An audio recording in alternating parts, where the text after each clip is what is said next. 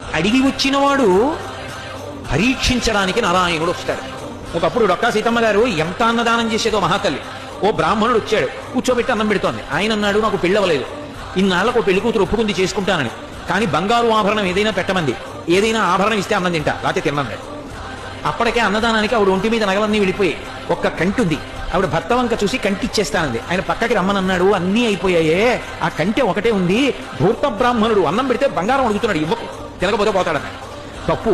అతిథి విష్ణు స్వరూపం, అభ్యాగతి స్వయం విష్ణు. కాబట్టి ఆయనకి అన్నం పెట్టినప్పుడు బంగారం ఇచ్చేస్తాను. ఏమవుతుంది, పెళ్లి చేసుకుంటాడు, మంచిదేగా. కంటి ఒంటి మీద ఉంటే ఏమవుతుంది, శాశ్వతమా, పుణ్యం శాశ్వతం, ఇస్తానంది, నీ ఇష్టం కంటి తీసిచ్చింది. ఆ కంటి తీసుకెళ్లి అరిటా కింద పెట్టి ఆయన అన్నం తినేశాడు సంతోషంగా. ఉత్తరాపోసనం పెట్టాడు, చేయగడుక్కోవడానికి బయటికి వెళ్ళాడు. ఊరంతా కలిపి ఎంత ఉంటుంది ఆ గన్నవరం. కాబట్టి ఆ బంగారు కంటి కనపడింది ఆకెత్తుతుంటే సీతమ్మ గారికి. అయ్యో వెర్రి బ్రాహ్మణుడు కంటి మర్చిపోయాడని పరిగెత్తుకెళ్ళారు, పిలుద్దామని. కనపడలేదు. భర్తని పిలిచి వెతకమన్నారు, ఎక్కడా కనపడలేదు. అయ్య బ్రాహ్మణుడు ఇంత కంటి అడిగాడు, వెళ్ళిపోయాడని పడుకుని నిద్రపోయారు. ఆవిడకి కలలో శ్రీ మహావిష్ణువు కనపడ్డారు. సీతమ్మ, ఇంతమందికి అన్నం పెడుతున్నావే, ఒక్కసారి నీ చేతి అన్నం తినాలనిపించిందమ్మా, బ్రాహ్మణ రూపంలో వచ్చాను. అభ్యాగతిని గదు పరీక్షించాలని కంటే అడిగాను, ఇచ్చేశావమ్మా. సాలు తల్లి, మురిసిపోయాను, నీ ఒంటి మీద నగలైపోయాయని బెంగ పెట్టుకుంటున్నావా, ఇంతకింత బంగారం నేను ఇస్తాలే అమ్మా అని ఆవిడ లేచి భర్తకి చెప్పింది కళ. ఎప్పుడు దున్నే పొలమే. ఆయన పొలానికి వెళ్ళారు, సాయంకాలం వచ్చేసే ముందు ఏదో గొప్పతో అవుతున్నారు, కంగుల శబ్దం వచ్చింది.